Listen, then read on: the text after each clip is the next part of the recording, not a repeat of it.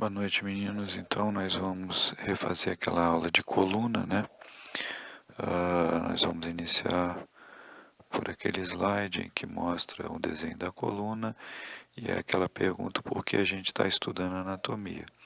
Então, de forma que vocês possam entender, né, as vantagens da gente conhecer a anatomia e a utilização dela na nossa clínica diária, né? Então, aqui nós temos um desenho da coluna lombar, um paciente deitado em decúbito lateral, né? E onde vai ser feita uma punção lombar, no caso aqui para retirar o líquor dentro do canal vertebral. Então nós temos várias estruturas anatômicas que estarão relacionadas a esse procedimento. De forma que nós veremos isso adiante e a utilização, né, dos exames de imagem, né, da interpretação do exame de imagem e da interpretação do procedimento que a gente pode fazer nessa situação. Então, lembrando, né, nós temos os segmentos da coluna vertebral, em que nós temos 7 vértebras cervicais, 12 vértebras torácicas ou dorsais, né, 5 vértebras lombares, 5 vértebras sacrais e 4 vértebras coxígeas, né? Nós podemos ter esse número ou podemos ter vértebras chamadas supranumerárias, quando você tem uma vértebra a mais ou uma vértebra a menos, né? Você pode ter, por exemplo, uma vértebra lombar sacralizada, né, como a gente pode ver aqui, pode ter outras vértebras em números diferentes, né? Lembrando que cada vértebra ela vai ter uma morfologia, né, uma configuração, né, dependendo da região em que a gente está olhando. Então, temos características específicas que nós veremos adiante, no atlas e no axis, que correspondem às primeira e segunda vértebras cervicais, né, de todas as vértebras cervicais. Depois, quando chega na região torácica, elas têm uma característica diferente, já com processos transversos diferentes e com a presença das costelas e das articulações das costelas com o corpo vertebral, né? Depois nós teremos então as vértebras lombares, que são vértebras também bastante parrudas, né? Que tem um canal vertebral bem grande. Lembrando que a partir, né, mais ou menos na altura de L1 no adulto, né, o cone medular, a medula, ela acaba, né, e a partir desse ponto nós teremos apenas as raízes da cauda equina, né? Então são aquelas pequenas raízes que estarão flutuando dentro do saco dural, que vai estar preenchido pelo líquor, né? E depois nós temos então a região sacral, né, em que você tem as vértebras lombares, ou perdão, as vértebras sacrais e coxígeas mais na extremidade distais, todas elas já completamente anquilosadas, né? Muito bem. Aqui nós temos então as radiografias, né, uma radiografia em que é chamada radiografia panorâmica, né, em que nós vemos toda a coluna, né, o tórax, o abdômen, a pelve, da coluna vertebral em ortostase. O exame é feito com o paciente em pé. Então a gente consegue ver aqui, ó, no fundo gástrico, vai ser esse nível líquido aqui característico, né, que o estômago sempre vai estar com algum conteúdo líquido e algum conteúdo de gás no seu interior, de forma que vai formar, né, esse nível líquido dentro do fundo gástrico, na região do fundo gástrico. Então, na coluna de frente, né, a coluna anteroposterior, nós podemos ver o alinhamento dos corpos vertebrais, se existe algum desvio lateral dos corpos vertebrais, que nós veremos adiante, né? Enquanto que na radiografia lateral, nós vemos também a morfologia dos corpos vertebrais, os espaços entre os corpos vertebrais, né? O alinhamento posterior, se existe algum escorregamento dos corpos vertebrais, chamados de listese. Nós também vamos ver um exemplo mais adiante. Aqui nós temos uma radiografia localizada da coluna lombar, né? Então, correspondendo a essa parte aqui, agora com mais detalhes, em que nós vemos na radiografia lateral a configuração, né, do corpo vertebral. Tem esse aspecto quadrado, né, na radiografia lateral, E de frente, esse aspecto um pouco mais retangular e com duas estruturas bem características, né, que parece um olhinho de coruja, que vai corresponder ao pedículo, né, que é essa região que está aqui, ó, vista de frente, tá certo? Posteriormente, nós temos depois essas pequenas quilhas que nós vemos aqui atrás, né, que vão corresponder aos processos espinhosos, né, a gente vê aqui na região posterior, na radiografia lateral. E, finalmente, nós temos os processos transversos, né, aqui da quinta vértebra, da quarta, da segunda, da terceira e da primeira vértebra lombar. Tem esses processos transversos, vão ter os ligamentos intertransversos, tá certo? Nessa região aqui. A gente só vai ver os ligamentos nas ressonâncias magnéticas. Nas radiografias nós temos apenas a visualização das estruturas ósseas, né? Na radiografia lateral, então, voltando, nós temos entre um corpo vertebral e o outro esse espaço aqui, onde vai estar posicionado o disco intervertebral, que nós vemos também nós veremos apenas nos exames de ressonância ou de tomografia. Aqui, entre um pedículo superior e o outro inferior, o processo articular superior, o processo articular inferior, os corpos vertebrais e o disco intervertebral, nós temos o forame, né, neural ou forame intervertebral, por onde irão sair as raízes, né, neurais, tá certo? Nós veremos mais detalhes adiante. Bom, então nós mencionamos, né, as curvaturas da coluna. Então, nós temos curvaturas fisiológicas, ou seja, curvaturas normais, que são a lordose cervical, a cifose torácica e a lordose lombar.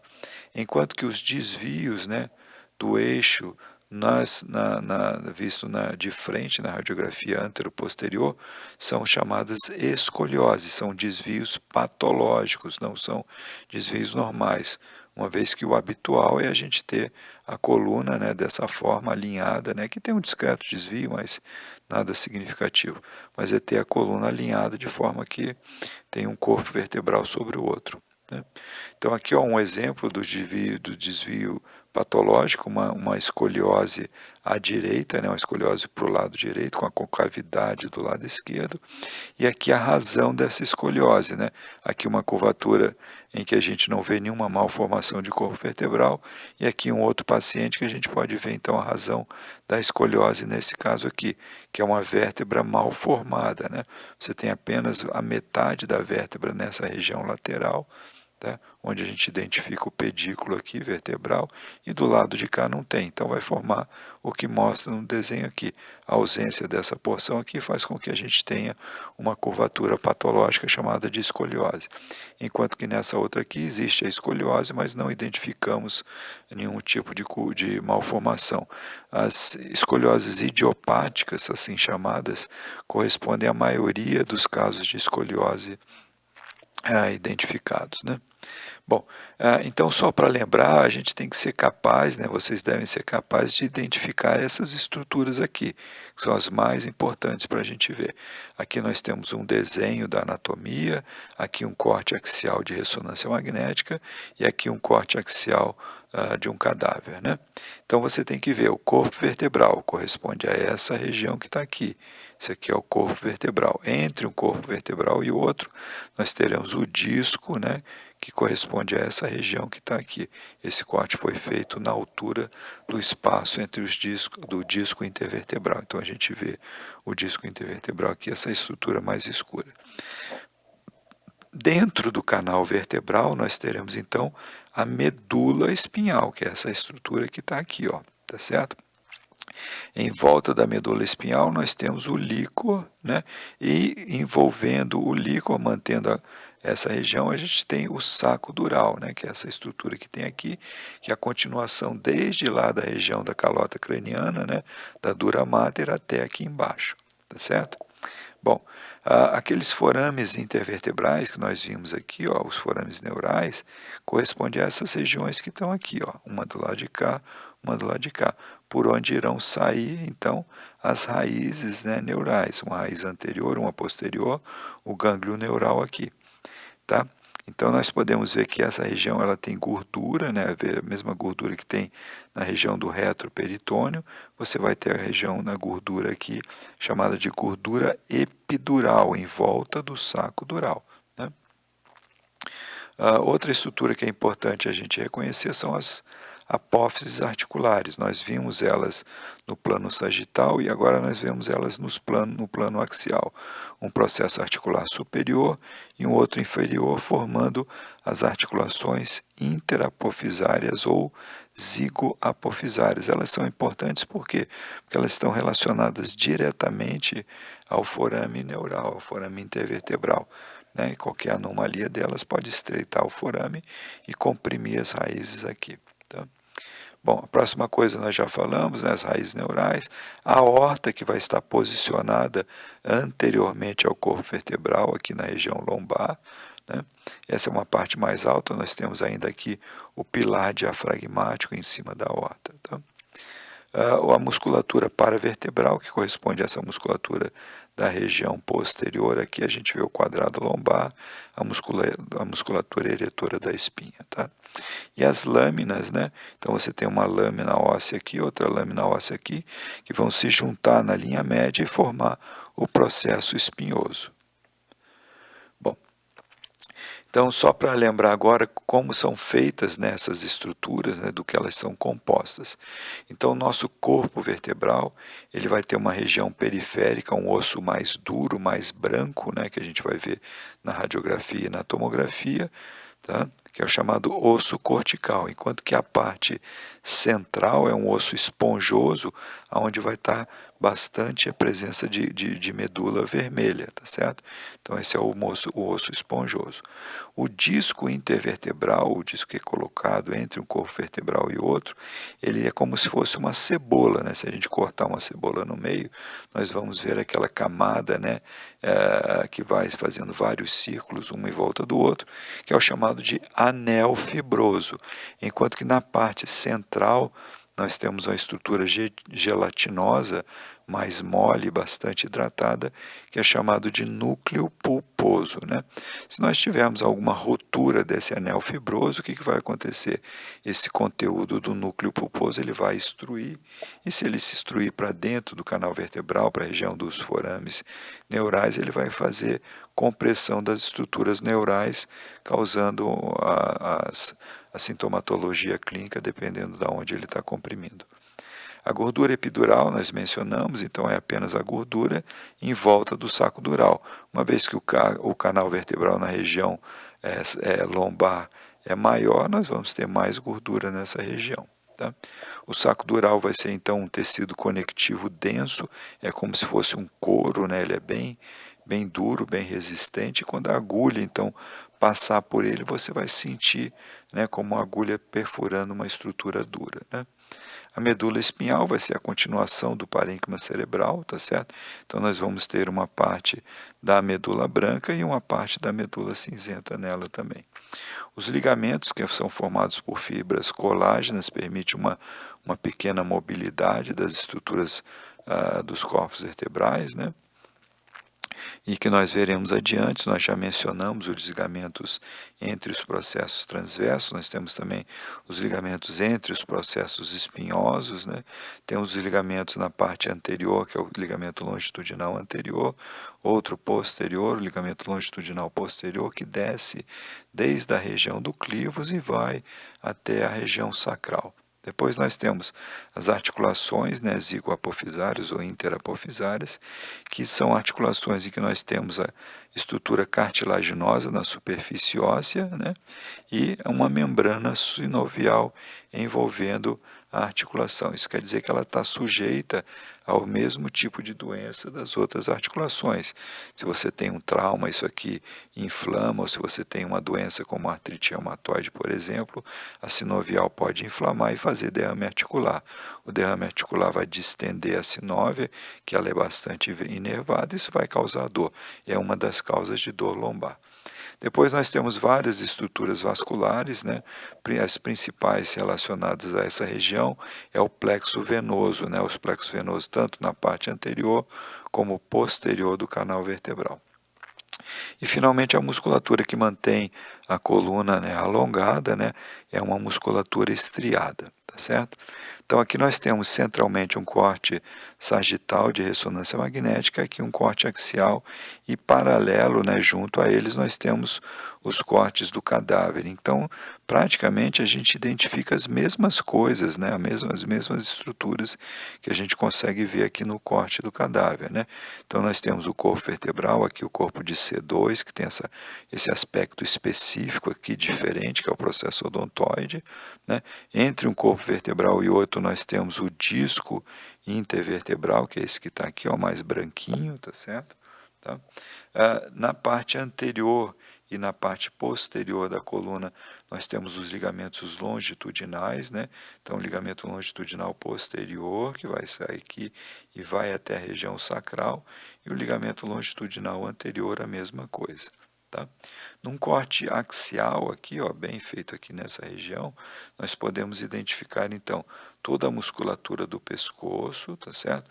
O corpo vertebral aqui, que corresponde a essa região aqui, os processos articulares formando a articulação interapofisária, entre um corpo vertebral e a articulação interapofisária, nós temos então esse canal aqui que é o forame neural, né? Passando por ele, então, nós teremos a raiz neural. Nessa região da cervical, nós temos duas estruturas bem específicas desta região, que são essas duas estruturas que nós estamos vendo aqui. Ó, aqui na frente nós temos as artérias carótidas, as veias jugulares, né? Então essa estrutura aqui tem a mesma similaridade, apenas é menor. Então essa aqui correspondem às artérias vertebrais aqui nessa região, passando pelos forames específicos delas. Tá? Ainda voltando aqui no corte sagital, nós podemos ver então, né, o ligamento longitudinal posterior, o líquor dentro do saco dural e a medula espinhal aqui dentro. No corte do cadáver, a gente já vê que esse anel fibroso aqui, ó, tinha uma doença aqui e ele já protruiu, então formando uma hérnia discal aqui. Tá? Aqui então só para o desenho, né, para vocês poderem estudar as características, né, as principais dos corpos vertebrais, tanto na região cervical, como na região torácica, né, como na região lombar, tá certo? Muito bem. Então aqui, ó, só para mostrar um corte de ressonância magnética axial, né, e um corte de tomografia computadorizada. Aqui o desenho de como é o disco intervertebral, aquelas várias camadas, né, de tecido fibrocartilaginoso. Aqui nós temos então, ó, o disco intervertebral, tá? Na tomografia computadorizada e na ressonância magnética. Na ressonância magnética a gente consegue perceber uma área central mais branquinha, né, que é a parte mais hidratada do disco, né? Nós temos 23 discos, não há disco, uma das coisas importantes que a gente tem que lembrar, não tem disco, né, intervertebral entre os corpos de C1 e C2. Lembrando que o Atlas, né, ele não tem um corpo, ele tem um corpo bem rudimentar na parte anterior, por isso não vai ter um disco intervertebral nessa região, né? Os demais discos, eles são mais espessos, principalmente, né, na região cervical, se a gente comparar com a região lombar, com a região torácica, perdão. Então aqui apenas mostrando o que acontece então quando o ânulo fibroso ele se rompe. O conteúdo aqui, ó, da parte central do disco, ele extrui e pode tanto comprimir a medula espinhal, como pode comprimir a estrutura do nervo saindo aqui dentro no forame neural, né? Tá? Muito bem. Bom, aqui então o desenho esquemático mostrando os ligamentos longitudinal anterior e o ligamento longitudinal posterior aqui atrás, né? Tá certo? Então ele vai passar na parte posterior do corpo, ele é mais fraco do que o ligamento longitudinal anterior, você vê que ele é mais largo e mais parrudo, né? Um impede, né, que você tenha hiperextensão e o outro impede que você tenha uma hiperflexão, tá? Bom, aqui então nós temos o corte sagital de ressonância magnética na região da coluna lombar, em que nós podemos identificar, já mencionamos isso, o ligamento longitudinal anterior, o ligamento longitudinal posterior, os discos intervertebrais, né, os corpos vertebrais, o canal vertebral. Lembra que eu mencionei que a medula espinhal, ela acaba mais ou menos na altura de L1? Então aqui a gente vê, ó, a medula aqui, a partir desse ponto nós temos apenas esses filetezinhos aqui, ó, que correspondem às raízes da cauda equina. Uma coisa importante também que a gente já pode notar aqui é o quê? É que você tem, ó, um disco intervertebral aqui, outro aqui, outro aqui.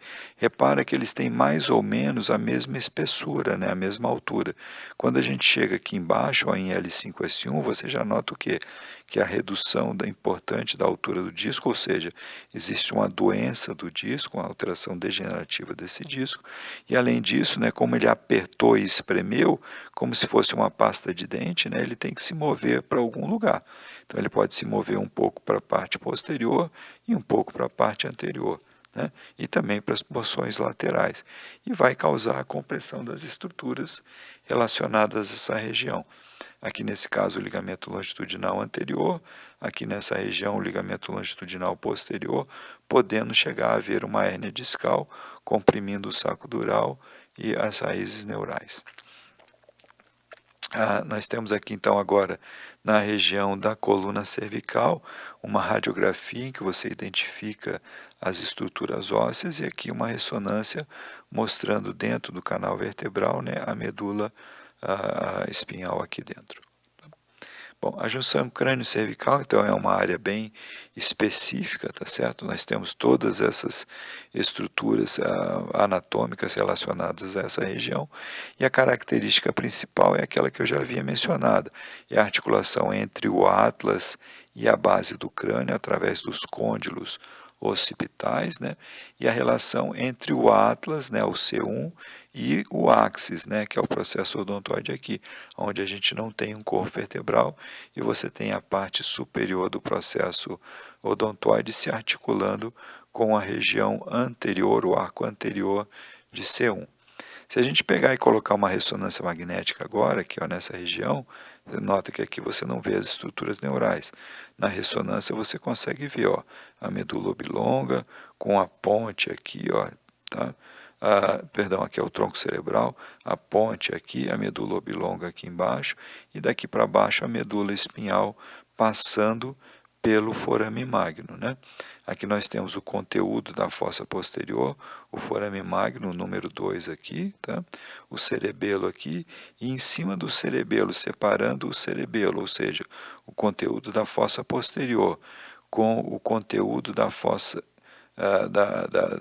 da região do encéfalo, né? Nós temos uma membrana também bastante resistente, parecida muito com o saco dural, que vai corresponder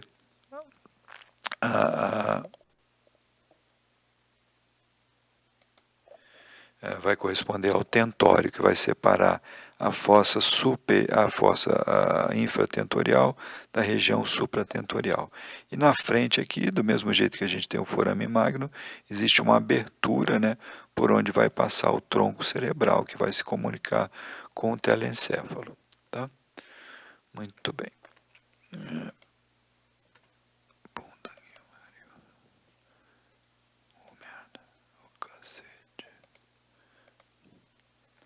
Pronto, foi.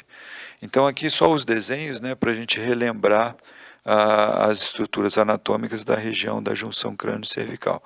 Aqui está tudo autoexplicativo, é só olhar, não precisa a gente perder tempo em mencionar. É importante lembrar que as estruturas elas se articulam, mas ela tem estruturas, né, ligamentares que vão manter essa articulação, esse alinhamento articular. Nesse caso aqui, as mais importantes são essas que a gente tem aqui marcado. O ligamento transverso, que vai impedir o deslocamento posterior do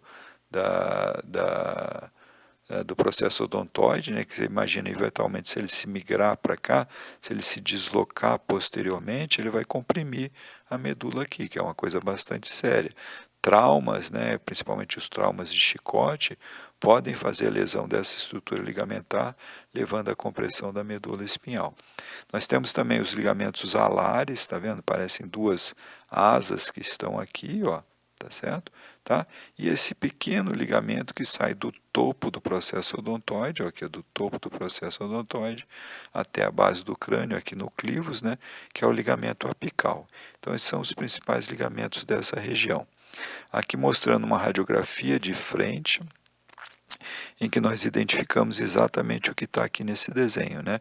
Os processos, a articulação entre C1 e C2, o processo odontoide na linha média, aqui atrás essa estrutura lá atrás, né, que a gente está vendo, vai corresponder ao osso occipital. Se a gente olhar no lateral, então a gente tem o arco anterior de C1, o arco posterior de C1, o processo odontoide aqui dentro. Aqui atrás nós vamos ter o forame magnum, tá? Que corresponde exatamente a essa região que a gente está vendo aqui, né? Lembrando que o que acontece aqui também que é importante é que aquelas artérias vertebrais que a gente vinha, né, acompanhando lateralmente aos corpos vertebrais, agora nessa região aqui do forame magnum, elas fazem um trajeto posterior e medial. Então, elas vão entrar na base do crânio aqui, ó, nessa região, né, nessa região aqui, tá? E aí elas vão se juntar um pouco mais acima e formar a artéria basilar, tá? Aqui do site lá do Ken Ruby, que eu peço para vocês olharem, que é um site que eu acho que é bem bacana, assim, ele vai mostrando por cor e vai identificando cada estrutura anatômica, fica bem, bem facilzinho. Aqui é o forame das artérias vertebrais, tá? Bom, então aqui nós temos umas radiografias, né, em perfil e em anteroposterior. Então, o básico que você tem que saber identificar: número 1, arco anterior; número 3, processo odontoide; né? Número 2, arco posterior de C1. Né? Então, essa aqui vai ser C1, esse aqui é o corpo de C2. Na radiografia de frente é a mesma coisa, a gente pode identificar essas estruturas aqui. Tá? Só mencionando mais uma vez, né? Então a junção crânio-cervical, o cerebelo aqui, a medula aqui dentro, o clivus aqui, o arco anterior de C1, o arco posterior de C1, o processo odontoide e o forame magno. Então aqui a gente tem a estrutura, né, bem importante, que é a medula espinhal passando aqui centralmente. Só para mostrar então agora, né, agora que a gente já conhece o normal, você já pode notar que aqui tem alguma coisa diferente. Dentro do forame magno, onde a gente deveria ter apenas a medula e as artérias vertebrais, aqui nós temos, além disso, o cerebelo que migrou inferiormente, né, passando dentro do forame magno. Então o que ele vai fazer? Ele vai comprimir a medula aqui e não apenas vai dar compressão da medula, como vai atrapalhar, né, o fluxo licórico. Isso aí vocês vão aprender no futuro. Muito bem. Aqui então o corpo de C3 já mudando bem as características que a gente estava vendo em C1 e C2, em que você vê o corpo vertebral, né, a região do pedículo aqui, onde vai estar em cima do pedículo inferior e abaixo do pedículo inferior, o forame magno. Na frente do forame intervertebral. Na frente a gente vai ter o disco intervertebral, que vai estar colocado em cima do corpo vertebral, e essa pequena área óssea aqui, ó, um pouquinho mais proeminente, né, que é o chamado processo unciforme. E aqui as articulações interapofisárias, a lâmina, uma de cada lado, confluindo e formando o processo espinhoso, que na região cervical é bastante pequeno, né, bastante pouco desenvolvido, tá certo? Aí nós temos as estruturas ósseas aqui, que vão formar o forame para as artérias vertebrais, chamado forame transverso. Então, uma vez que a gente conhece isso, aqui a gente vê como é que vai fazer uma radiografia em perfil, né, desse paciente. Então, aqui, ó, ela é posicionada dessa forma, o tubo é colocado aqui, o filme é colocado aqui e é feita a radiografia. E aí uma coisa que você já vai te chamar a tua atenção é que isso aqui está diferente, né? A gente mencionou várias vezes, né, o arco posterior de C1 aqui, o arco posterior de C2 e os processos espinhosos posteriormente, aqui, os processos espinhosos de C2. Na verdade, a gente vê que isso aqui está tudo soldado, então nós temos várias variantes anatômicas que serão identificadas por vocês no futuro. Esse é apenas um exemplo. Outra coisa que você já vai notar aqui também é o quê? Que o disco, a altura do disco vertebral aqui, ó, é diminuído. Se a gente comparar esse com esse e esse com esse, você vê que esse disco aqui está com a altura diminuída. Se ele está com a altura diminuída, então é porque ele tem alguma doença nele, né? Tá? A radiografia, então, antero-posterior, nós temos os corpos cerebrais, os processos, aqueles unciformes que eu havia mencionado, agora a gente consegue ver aqui mais de frente de uma maneira melhor. Aqui, ó, nós temos o forame intervertebral, o forame neural, né? E que para a gente ver ele na radiografia, você tem que colocar a paciente agora de uma maneira oblíqua, de forma que o raio, né, ele tem essa direção e não essa direção como a gente teria na radiografia lateral. E aí nós conseguimos ver os forames intervertebrais aqui e os limites dele, né? Superior e inferior, que são os pedículos. Anteriormente nós temos os corpos vertebrais e e o disco intervertebral. E posteriormente nós teremos as lâminas, né? No caso aqui, na verdade, os processos articulares, o processo articular inferior e o processo articular superior, né? Tá? Perdão, o processo articular superior aqui e o processo articular inferior aqui, tá certo? Muito bem. Aí você deve ser capaz de identificar essas estruturas que estão aqui mencionadas, né, pela numeração. Vamos depois tentar os forames neurais, os pedículos aqui, ó, o olhinho, né, da coruja, esse tubo preto cheio de ar aqui na frente, o que está cheio de ar deve ser o quê? Deve ser a traqueia. Então a gente tem a traqueia aqui, tá certo? Tá? Depois nós temos aqui os processos espinhosos, as articulações, os processos articulares inferior e superior, tá certo? Tá? Aqui nós temos uma parte do processo odontoide, né? Aqui nessa região, é bem visível aqui. E essa outra aqui, ó, que é o arco anterior, né? O número 8, é o arco anterior de C1. Depois tenta reconhecer essas estruturas todas. Aqui, ó, na ressonância magnética, tá certo? Então, nós temos o número 3 do cerebelo, processo odontoide aqui, a musculatura posterior, né, que vai sair da região da occipital e vai à região da coluna aqui, e no meio disso aqui a gente tem a medula espinhal. Tá? Umas relações importantes, né, que a gente tem que lembrar, nós estamos estudando a coluna, mas é interessante a gente já saber o que está junto dela. A gente já tinha visto aqui que a traqueia está junto dela, né? A traqueia também está junto com a traqueia, a gente tem o quê?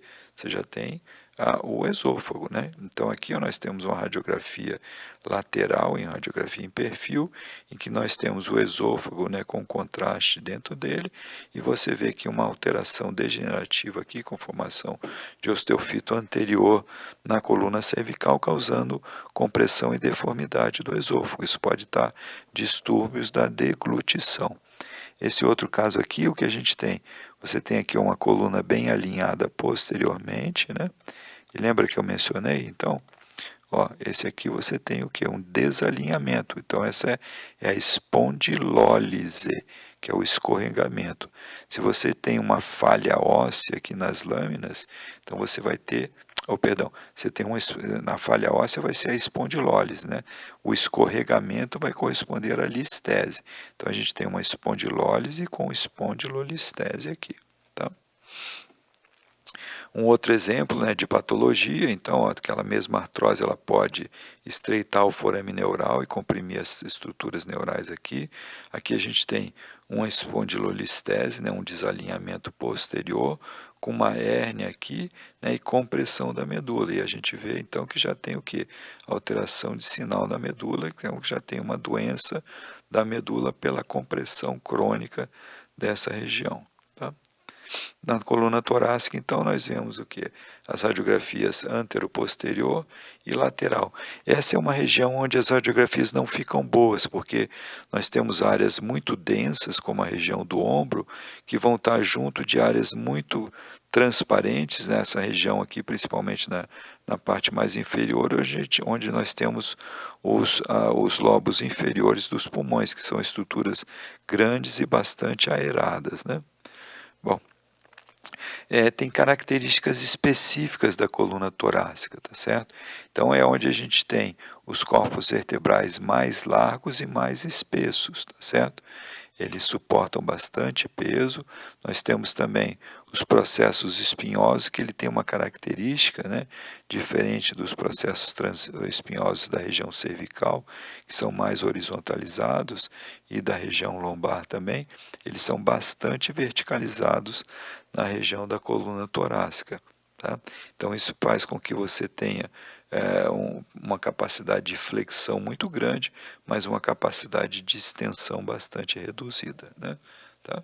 Outra coisa importante é que os processos transversos, eles não estão, né? A gente não tem processo transverso ah, perdão, falei errado aqui. Desculpa, então, meninos, já estou meio cansado. Então, só lembrando, então, nos dois últimos corpos vertebrais, né, os processos transversos, eles não têm articulação com as costelas, então eles não têm aquela fóviazinha que tem nos demais processos transversos, né? Muito bem. Por que não está andando aqui essa merda? Tá. Então, aqui, ó, as características, então, específicas da coluna torácica. Nós temos essas fóveas articulares, né, na parte superior e na parte inferior, póstero-laterais, né, para as costelas, e também essa fóveazinha articular no processo transverso aqui, ó. Então, você tem uma fóvea inferior, uma superior, e uma outra no processo transverso. Além disso, nós vemos o quê? Aquele processo espinhoso bem verticalizado aqui, né? Fica bem fácil da gente identificar essas estruturas. Aqui a radiografia, então, da coluna torácica em perfil e antero-posterior. De novo, você tem que conhecer e ser capaz de identificar essas estruturas que estão marcadas aqui pelos números aqui, tá? Muito bem. Então, os ligamentos longitudinal anterior e posterior, a mesma coisa que a gente já tinha visto lá na cervical, e nós veremos também na lombar. Eles são estruturas bastante importantes em relação à estabilidade, né, da coluna vertebral. Tá? Então, aqui, ó, a gente já conheceu o normal. Aqui você já consegue perceber o que esse corpo vertebral está diferente dos demais. Alguma doença está acontecendo aqui. Pode ser um trauma, pode ser um tumor, mas não é o nosso foco agora. Apenas para você sempre identificar assim, ó, tem várias coisas semelhantes. Tem uma diferente, ela está doente, ela não pode estar normal, né? Se nós fizermos um corte axial, então, nessa região aqui, o que a gente vai ver aqui, ó, isso aqui é o corpo vertebral, isso aqui é o disco entre um corpo vertebral e outro. O canal vertebral com a medula centralmente, né, o líquor em volta da medula, e o saco dural envolvendo o líquor. Aqui nós temos as articulações interapofisárias, as duas lâminas, formando um processo espinhoso posteriormente, né? E aqui nós temos um forame neural, aqui, ó, um forame onde vai sair as raízes neurais, e aqui nesse caso essa estrutura mais arredondadinha aqui, e a raiz anterior, a raiz anterior e a posterior confluindo num gânglio chamado de gânglio neural. Tá? Passamos agora para terminar a coluna lombar, as mesmas características que a gente já mencionou do corpo vertebral, dos ligamentos posterior, anterior, do disco intervertebral, né? O mesmo disco que a gente tem lá em cima, aquelas várias lâminas, aqui na ressonância magnética, na altura do disco, e aqui na altura do corpo vertebral. Nós temos o corpo vertebral, o pedículo e os processos transversos aqui. Tá? Um pouco mais para baixo agora, nós vamos identificar outras estruturas ligamentares bem importantes, são chamados processos ou ligamentos amarelos, né? Eles conectam as lâminas das vértebras, são parte da parede posterior aqui atrás, né? Tá? E eles têm muitas fibras elásticas, ou seja, eles permitem uma certa mobilidade da coluna, das articulações interapofisárias aqui atrás. Então, eles estão aqui, ó, esses são os ligamentos amarelos, um de cada lado e vão fazendo um para cada 2 pares de vértebras, tá? Muito bem. Então, só para relembrar, então, todos os ligamentos que a gente tem aqui da coluna, o ligamento amarelo, os ligamentos interespinhosos, né? Aí tem esse ligamento supraespinhoso aqui, que é o ligamento que vai juntar a todas as regiões posteriores dos processos dos espinhosos, né? Não confundir ele com o ligamento o tendão supraespinhal, tá certo? Que é lá na região do ombro. Depois nós temos os ligamentos intertransversos entre os processos transversos, tá certo? E finalmente o ligamento ilho-lombar, que a gente vê de frente, né, na parte inferior, que vai ligar o ilho até o corpo de L5. Tá? Na radiografia, então, de frente, as mesmas coisas que nós identificamos no restante da coluna, os processos transversos, aqui é T12, né? Então nós temos a última costela aqui nessa região, né? Lembrando que ela não se articula com o processo transverso. Tá? Depois nós temos o corpo de L1, 2, 3, 4 e 5. Né? Então, processos transversos aqui, você percebe uma outra maneira da gente também identificar L3, é que ele tem um maior processo transverso em relação às demais estruturas. Né? Depois nós temos o corpo vertebral, o olhinho da coruja correspondendo aos pedículos, né? Aqui posterior a gente tem essa quilhazinha aqui, que corresponde a essa região que está aqui, ó, que é o processo espinhoso, tá certo?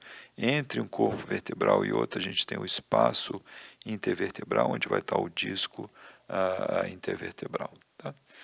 Então, os processos articulares, né, para a gente olhar eles melhores na radiografia, aqui a gente fez um corte coronal, um corte sagital em tomografia computadorizada. Então a gente consegue ver o pedículo, o corpo vertebral, o disco intervertebral, né, outro pedículo, o processo articular superior dessa lâmina aqui e o processo articular inferior, formando a articulação interapofisária, que serão essas estruturas mencionadas os limites do forame magno. Tá?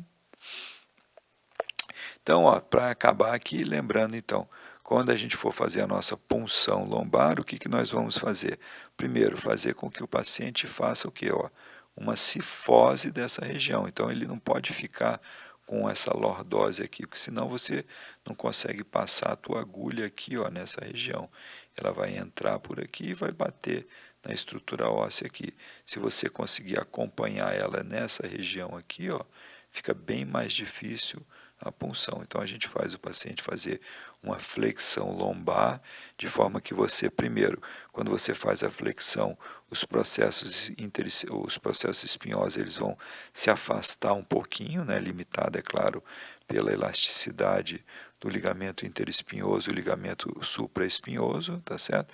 E aí você vem com a sua agulha aqui, bem acompanhando o ligamento interespinhoso, aqui, bem nessa região, que vai permitir o quê? Que a sua agulha fique sempre bem na linha média.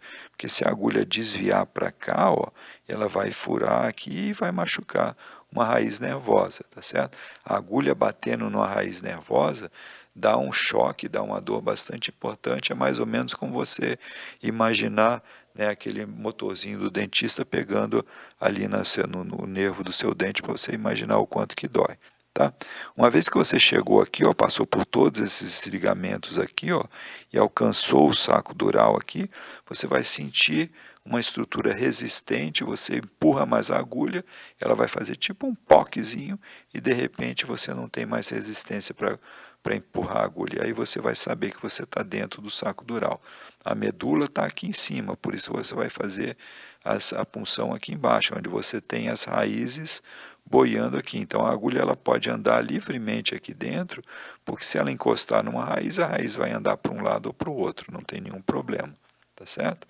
Então nós vamos fazer a punção abaixo, né, do processo espinhoso de L2, onde a gente vai ter certeza que a medula já acabou, você só tem as raízes da cauda equina aqui. Então é isso que eu tinha para dizer, meninos, obrigado aí pela atenção.